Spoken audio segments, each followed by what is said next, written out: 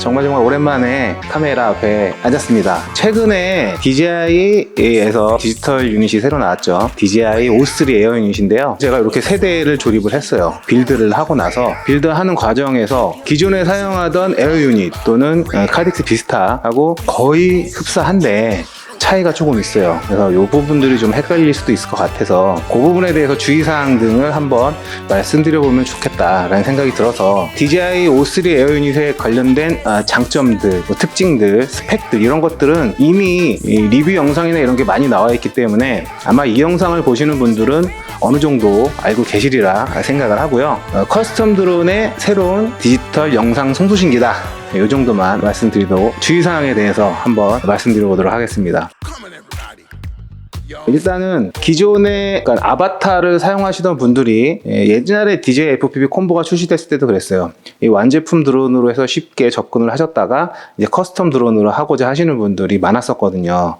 요새도 그런 분들이 많으실 거라 생각이 들어요. 어떤 걸 말씀드리려고 하려면 이 조종기입니다. 그러니까 DJI FPV 콤보 또는 아바타에 사용되는 DJI에서 나온 전용 조종기 O3 에어 유닛에는 붙여서 사용을 할 수가 있어요. 그래서 기존의 FPV 콤보나 아바타를 사용하시던 분들이 기존에 사용하던 조종기를 그대로 사용하실 수 있다는 장점이 있거든요. 그래서 또 많이들 사용하시는 것 같아요, O3를. 근데 저 같은 경우는 그 조종기를 사용을 하지도 않고 저는 만보 조종기를 사용을 하는데 그런 커스텀용 조종기를 사용하시는 분들도 많으실 거예요. 그런 분들은 처음에 배선을 하실 때 에어 유닛이 영상 송신기이면서 조종기 컨트롤러의 수신기 역할을 합니다. O3 에어 유닛이요. O3 에어 유닛에 구매하시면 커넥터 꼽혀져서 나오죠. 완제품 형태로 나옵니다. 거기에는 조종기 신호, 그러니까 S버스 신호선이 포함되어 있어요. 커넥터 6가닥에. 그렇다 보니까는 S버스 신호선 하나, 그라운드선 하나, 요게 기존의 DJI FPV 조종기를 사용하시는 분들한테는 상관이 없겠지만 커스텀 조종기를 사용하시는 분들한테는 방해가 됩니다. 그러니까 어떻게 방해가 되냐면, 근데 커스텀 드론을 조종하시는 분들은 별도의 수신기를 사용해서 포트 하나를 할당해 주잖아요. 근데 예를 들어서 커스텀 조종기에 저는 이제 크로스파이어를 사용을 하는데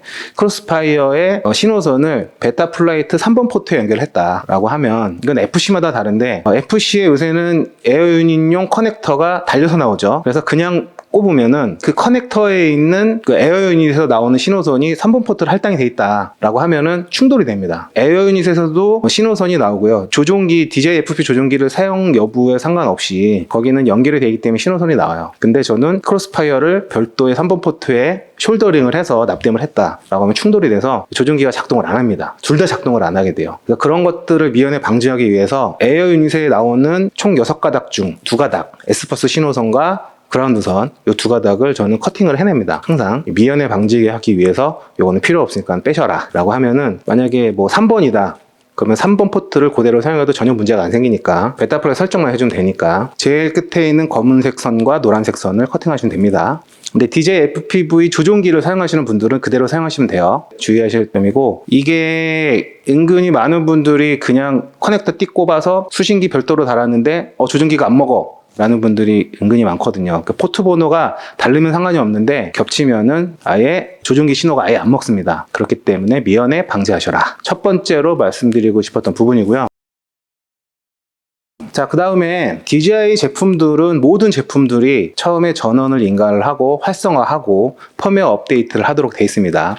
DJI 에어 유닛도 마찬가지였고 카딕스 비스타도 마찬가지였고 이번에 새로 나온 DJI O3 에어 유닛도 마찬가지입니다. 근데 차이점이 뭐냐면 기존에 사용하던 에어 유닛과 비스타는 DJI 어시스턴트 2 FPV 시리즈라는 것을 사용을 했어요. 전용 프로그램이죠. 이거는 DJI 홈페이지에 그 다운로드 센터에 가면 다운받을 수 있거든요. 기존에 사용하던 DJI 에어 유닛, 카딕스 비스타는 기존에 사용하던 대로 사용을 하시면 돼요. 근데 O3부터는 다운로드 센터에 가시면은 DJI 어시스턴트 2 소비자 드론 시리즈용 이라는 게 별도로 있어요. 그거를 다운 받으셔서 로그인을 하시고 활성화를 하고 펌웨어 업데이트를 하셔야 됩니다. 고글도 마찬가지고 조종기도 마찬가지예요. DJI용 조종기를 사용했을 때요. 자, 그 다음에 세 번째인데요. 이 활성화 할 때 기존의 에어 유닛이나 비스타 같은 경우는 주전원이 인가가 돼야지 이 비스타가 켜졌어요. 그래서 활성화하고 펌웨어 업데이트를 할 수가 있었는데, 그래서 참 문제가 많았거든요. 영상 송신기는 발열이 굉장히 많이 납니다. 요거는 아날로그도 마찬가지고 디지털도 마찬가지예요. 발열이 굉장히 많이 나기 때문에 기체에 달고 날아다니면 이제 공랭이 자연스럽게 되기 때문에 괜찮은 건데, 가만히 이 책상에 올려놓고 전원을 켜놓으면은 굉장히 이 발열이 많이 돼서 타버립니다. 내부 소자가. 그래서 고장이 나요. 그래서 구형 버전들은 활성화하고 펌웨어 업데이트 할 때 꼭 손선풍기를 켜두고 사용을 했었거든요. 근데 이번에 O3부터는 그 개선이 됐어요. 그러니까 주전원은 인가하지 않고 PC에다가 USB 포트 연결하면 그냥 바로 전원이 켜집니다. O3 유닛 자체가. 그래서 활성화하고 펌웨어 업데이트를 하는데 전혀 문제가 없어요. 단지 기체를 다 조립하고 이제 고글 세팅이나 기체 세팅이나 이런 걸 할 때 전원을 켜야 되잖아요. 그때는 어쩔 수 없이 주전원이 O3에도 인가가 되기 때문에 그때는 선풍기를 사용을 하시는 게 맞아요. 하셔야 됩니다. 꼭 홀라당 태워버릴 수 있어요. 30만 원은 그냥 홀라당 날아갑니다. 그거 꼭 주의하시기 바라겠습니다. 자, 그 다음에 FCC 작업하는 방법이에요. 그러니까 FCC가 뭐냐라고 하면 우리나라는 국내에서 활성화되는 무선 송신기, 조종기 포함이죠. 25mW로 제한이 됩니다. 이 25mW라는 거는 세기예요. 영상을 내가 보내고 받는 쪽이 있잖아요. 보내는 쪽에서 출력을 약하게 보낸다는 얘기예요. 25mW로. 그러니까 25mW가 어느 정도냐면 비행거리로 따지면은 200m 내외까지밖에 도달을 못해요. 드론에서 영상 신호를 쏜 게 제가 받아야 되잖아요. 근데 드론이 200m 이상 가면은 그쪽에서 보낸 게 저한테까지 안 온다는 얘기예요. 그러니까 약하다는 얘기인데, 보통 우리 게임할 때 핵이라고 얘기하잖아요. 핵. 핵으로 해서 풀 수가 있는 방법이 있습니다.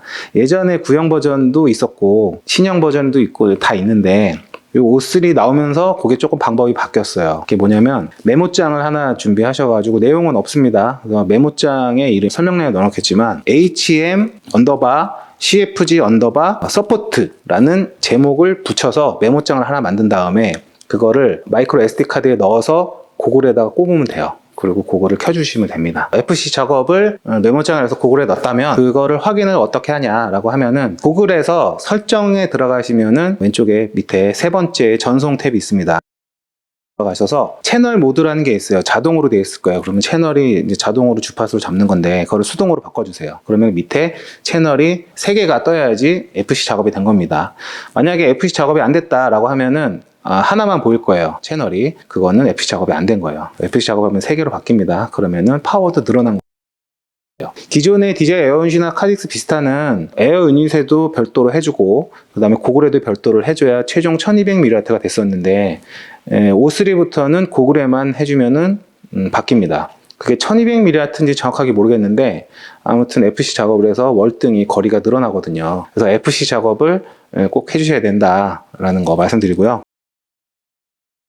자, 마지막으로 베타 플라이트에서 OSD라고 하는 것을 설정을 하면, 기존의 에어유닛이나 카직스 비스타는 오류가 좀 있었고 보이는 것들이 좀 제한적이긴 했지만 고글 메뉴에서 OSD를 키면은 보이긴 했었어요. O3 넘어오면서는 고글 메뉴에서 OSD를 켜주는 기능이 없습니다. 베타 플라이트에서 설정을 해줘야 돼요. 근데 설정해주는 방법이, 베타 플라이트의 펌웨어를 FC에다 넣잖아요. 그때 4.4, 그러니까 베타 플라이트 버전은 4.4 이전과 이후가 조금 차이가 있습니다. 그거는 일단은 베타 플라이트 버전을 확인을 하셔야 되는데, 이거는 베타 플라이트 처음 접속하시면은 위에 창에 알림창, 알림 볼 수 있는 창이 있거든요. 그래서 쭉 들어가서 올리시면은 베타 플라이트 펌웨어 이름하고 버전이 표시가 돼요. 거기서 버전을 확인을 하실 수가 있어요. 아니면은 4.4로 처음 빌드 하실 때 그냥 펌업을 하세요. 4.4로 펌업을 하시는 게 훨씬 편하더라고요. 자, 아무튼 4.3일 때와 4.4일 때가 다릅니다. 어떻게 다르냐? 일단 4.3일 때 4.3.1, 뭐 4.3.2 뭐 이렇게 나가는데, 그때는 접속을 하셔서 OSD 셋업을 이렇게 베타플에서 하시잖아요. 하시고 나서 CLI 들어가셔가지고 CLI에서 제가 또 밑에 설명란에 넣어놓을게요. set OSD 언더바 디스플레이 포트 언더바 디바이스, 그 다음에 이꼬로 MSP를 입력을 해주시고, 그 다음에 set 디스플레이 포트 언더바 MSP 언더바 시리얼 이꼬로 사용하는 MSP 포트 번호를 입력한 다음에 세이브를 입력을 하셔야지 OSD가 표시가 돼요. 자, 근데 여기서 문제가 뭐냐면은 베타 플라이트 포트 탭에 가셔서 이제 MSP 포트 설정을 해주잖아요. MSP를 활성화해 준 게 3번이다. 근데 이 CLI에서 3번 포트를 set 디스플레이 포트 언더바 MSP 언더바 시리얼 이꼬로 3번 이렇게 입력을 하고 세이브를 해주면은 딱 나와야 되는데, 구형 FC나 일종의 버그인데 나는 포트 탭에서 3번을 입력했는데 실제로 베타플라이트 내 CLI가 실제로 사용하는 포트 번호들이 이제 나열이 됐는데 2번 뭐 이렇게 돼 있는 경우들이 있어요. 베타플라이트에서 포트 번호하고 여기서 사용하는 포트 번호가 다른 거죠. 입력된 게. 그럴 때는 CLI에서 DIFF를 친 다음에 샵 시리얼 이렇게 돼 있는 거 있거든요. 그래서 거기 사용하는 포트 번호가 쫙 나와요. 숫자로 쭉 나오거든요. 거기서 MSP를 사용하는 포트 번호를 입력해 줘야 돼요. 무슨 얘기냐? 자, 베타플라이트 포트 탭에 보시면은 시리얼은 1번을 사용하고 MSP는 3번을 하고 GPS는 5번을 사용을 해요. 그러면 순서상 두 번째가 MSP잖아요. CLI에서 DIFF를 친 다음에 딱 보면은 거기서 두 번째 줄에 있는 것, 그게 실제로 사용하고 있는 포트 번호입니다. 네, 그 번호를 여기 CLI에서 아까 입력해 준다고 했잖아요. set display port MSP serial 이꼬로 2번 이렇게 입력을 해줘야 OSD가 정상적으로 떠요. 요거 꼭 참고하시기 바라겠습니다. 아까는 베타플라이트에서 포트 번호하고 CLI에서 실제로 입력된 포트 번호가 다른 거예요. 다른 경우가 종종 있더라고요. 4.3 버전이나 이런 데선. 그렇게 하셔야 OSD가 정상적으로 표시가 됩니다. 자, 그 다음에 4.4 이후부터는 어떻게 바뀌었냐면 베타플라이트에서 이제 폼업이 된 건데 포트 탭에 3번에 MSP를 켰다. 그러면 제일 오른쪽 끝에 이제 주변 장치가 있어요. 거기서 클릭해서 보시면은 그럼 리스트가 쭉 뜨거든요. 거기서 VTX MSP 플러스 디스플레이 포트라는 게 있어요. 그거를 켜주세요. OSD가 살아납니다. 근데 또 문제가 있어요. 또 버그인데 4.4 버전인데 어떤 거는 바로 켜지고 OSD가 어떤 건 안 켜져요. 그래서 안 켜지는 거는 CLI에 들어가서 다시 set OSD 디스플레이 포트 디바이스 이꼬르 MSP 요거를 입력하고 세이브를 해주셔야 돼요. 세이브 입력 꼭 해주셔야 됩니다. 그래야지 OSD가 활성화가 돼요. 요게 달라요. 요게 차이입니다. 요거는 이제 버그이기 때문에 이제 버전업이 되면은 이제 개선이 될 거예요. 근데 현재 시점에서는 그래요. 현재 시점이 그렇기 때문에 당황하지 마시고 그렇게 하시면 해결이 됩니다. 기존의 아날로그를 VTX를 사용하시던 분들은 잘 아실 텐데 이 OSD 그 셋업이죠. PID나 필터 세팅이나 이런 것들을 기존의 아날로그에서 그거를 보고 조종기를 탁탁 하면 메뉴에 진입할 수가 있었어요. 기존의 에어윤시나 카덱스 비스타 같은 경우는 DJI에서 제공해주는 고글 메뉴에 진입을 해서 PID나 레이트를 조정할 수가 있었어요. 네, 베타플라이트에 바로 진입하는 건 없었거든요. O3부터는 베타플라이트에 바로 진입할 수가 있어요. 이 OSD를 활용을 해서요. 그러니까 OSD가 두 가지예요. DJI에서 제공하는 OSD가 있고 베타플라이트에 직접 접속해서 세팅할 수 있는 OSD가 있어요. 그 베타플라이트에서 설정해서 보여주는 OSD를 보여주기 위해서 지금 이 캔버스 보드를 활성화하는 거거든요. 근데 이제 다른 거는 아날로그 VTX를 기존에 사용하시는 분들은 잘 아실 거예요. 특히 레이싱 선수들은 그 자리에서 조종기로 이렇게 조정하는 게 있거든요. 그걸로 조정이 아니라 그게 가능해집니다. 정말 반가웠어요. 그거 정말 편하거든요. 그러니까는 이게 4.4 이후 버전부터 이게 되는 것 같아요. 그게 뭐냐면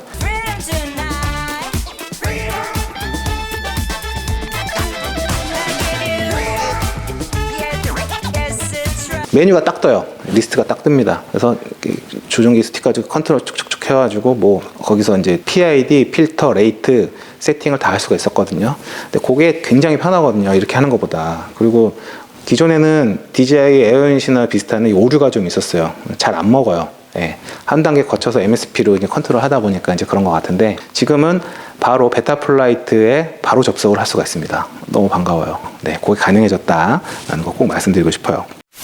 여기까지 해서 제가 말씀드리고 싶었던 것들을 정리를 좀 해봤습니다. O3를 새로 조립을 하면서 드라마틱하게 파격적으로 좋아졌다 이런 거는 모르겠지만 어느 정도 이제 개선이 된 것 같아요. 가격이 좀 오른 게 좀 아쉽긴 한데 저는 기존에 사용하던 디지털 유닛들도 워낙 많기 때문에 동시에 같이 사용을 할 거예요. 이렇게 세대 일단 조립을 했고 이거 사용을 해보면서 생각나는 것들이 있으면 정리해서 또 한번 말씀드려보도록 하겠습니다.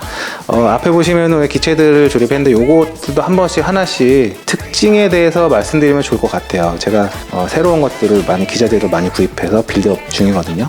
그런 것들도 하나씩 한번 말씀드려보도록 하겠습니다. 제가 예전부터 구상하고 있던 게 이제 DJI 아바타에 대한 건데 저는 그게 출시하자마자 사실은 구매를 했었고 한 달 정도 사용을 하다가 이제 중고 방출을 했었거든요. 그것들의 인기가 굉장히 많은 것 같은데 그거에 대해서 한번 말씀드려볼까 해요. 제가 왜 방출을 했나라는 것. 그래서 사실은 나름의 이유가 있었기 때문에 그거 정리해서 말씀드려볼게요. 기존에 이게 잘 사용하시는 분들한테는 약간 불편한 내용이 될 수도 있을 것 같아가지고 할까 말까 고민만 하고 있었는데, 지금은 뭐 이미 많이들 사용하고 있고 기체가 좋다는 건 저도 잘 알고 있기 때문에 그거에 대해서 한번 허심탄회하게 저의 의견을 말씀드리는 영상을 다음 편에 준비해 보도록 하겠습니다. 그럼 오늘 영상 준비된 거 여기까지고요. 다음에 다른 영상으로 다시 인사드리도록 하겠습니다. 시청해주셔서 감사합니다. 3D 벙커였습니다.